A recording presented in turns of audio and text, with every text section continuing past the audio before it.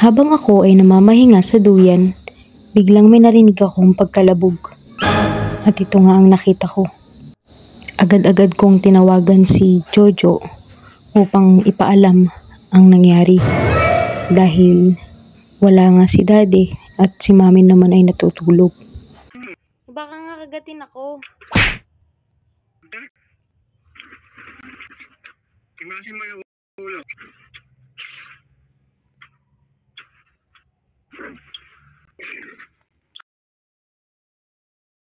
Dahil nga sa kaingayan ko, nagising si Mami at nakita niya ang hawak-hawak kong ibon. Malaking tuwa ang naidulot nito sa kanya. Ano? Bumagsak galing ng tuwang-tuwa si Mami. Ay, tama na ko ka. Wala galing ng ulam. Buwi lang.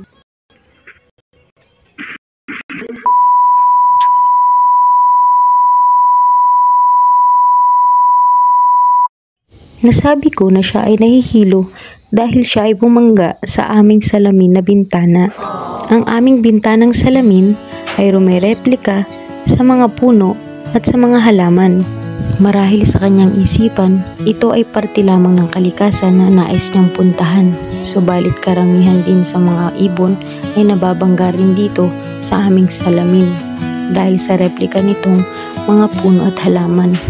Ngunit ngayon lang may natumba at nalaglag at ngayon ay hawak-hawak na namin. Pero inaasahan namin naglilipad rin ito pagkayari niyang mahilo o pagkawala na ang kanyang pagkahilo. Takot ako bago ko lapitan na untog ka ng lakas ng untog niya. Lingit sa kaalaman ng nanay ko na masaya ang aking puso dahil sa pamamagitan ng ibong ito nakita ko siyang ngumiti at tumawa sa kabila ng nararamdaman niyang sakit sa kanyang mga katawan.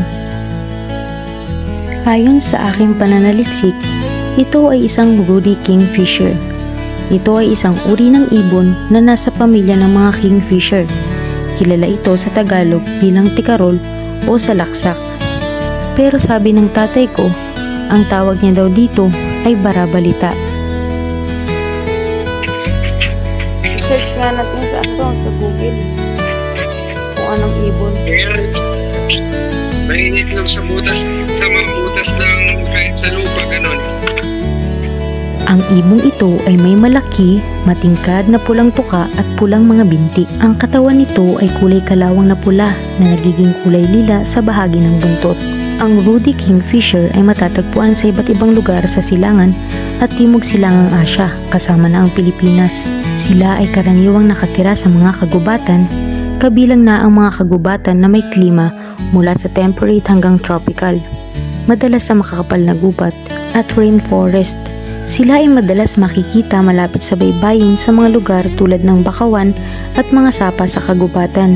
Katulad ng iba pang kingfisher, ang Ruddy Kingfisher ay karaniwang kumakain ng isda, crustaceans at malalaking insekto. Mga lugar na walang maraming tubig, kumakain din sila ng mga palaka at iba pang amphibian. Ang Ruddy Kingfisher ay kasalukuyang nakalista bilang Least Concern ng International Union for Conservation of Nature or IUCN na nangangahulugang hindi ito kasalukuyang nanganganib sa pagkaubos. Gayunpaman, ang pagkasira ng tirahan tulad ng pagputol ng bakawan ay nagbabanta sa kanilang populasyon. Kilala ang Ruddy Kingfisher na napakahirap makita. Maswerte kami kasi dito siya na-aksidente sa salamin naming bintana. Mas gusto nitong magtago sa makakapal na dahon ng kagubatan at mga bakawan. Bagaman walang bakawan dito sa amin, meron naman dito mga sapa at mga kagubatan.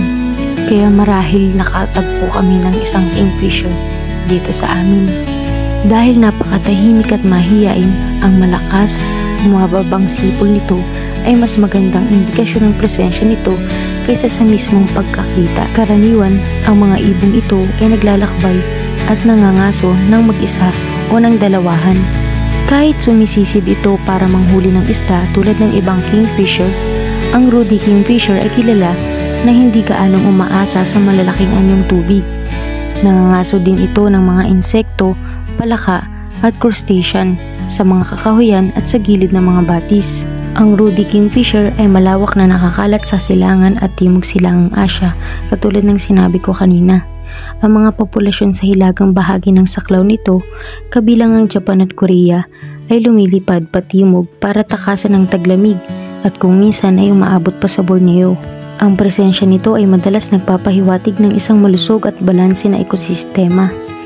Ang pagiging sensitibo ng species sa mga pagbabago sa kapaligiran ay ginagawa itong mahalagang tagapagpahiwatig ng biodiversity sa mga kagubatan at bakawan. Ang tipikal na haba ng buhay ng isang ruddy kingfisher ay isang breeding season o panahon ng pagpaparami. Bagaman ang pinakamatandang naitala ay umabot sa 21 taong gulang. Ang ibang uri ng kingfisher ay may iba't ibang haba ng buhay.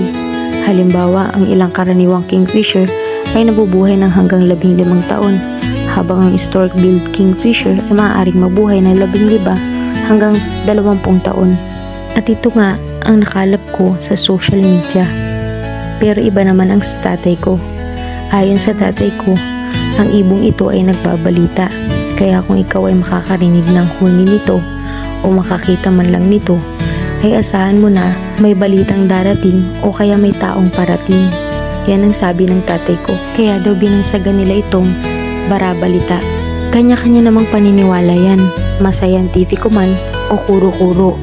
Ang mahalaga, hindi tayong mga tao ang magbibigay ng panganib sa kanilang buhay. Kung makita man natin sila o marinig, magsilbi tayong kanilang proteksyon sa anumang panganib. Dahil katulad natin, sila din ay nilikha ng Diyos na payapang nabubuhay sa kanilang paraan. Nagbibigay rin ito ng payapa sa ating kaisipan sa tuwing naririnig natin ang kanilang mga huni na nagsisilbing musika sa ating kalikasan at nagbibigay dagdag kulay sa ating mga kagubatan. Kaya sana, ingatan natin sila at alagaan. Kung naaaninag nyo sa aking malabong kamera, nakahapon na siya sa malaking puno ng mangga. Ilang minuto rin siyang nakalingon sa akin na tila ba nagpapasalamat. Ingat sa biyahe mo, Bongo. Sana malayo pa ang marating mo. Bye-bye!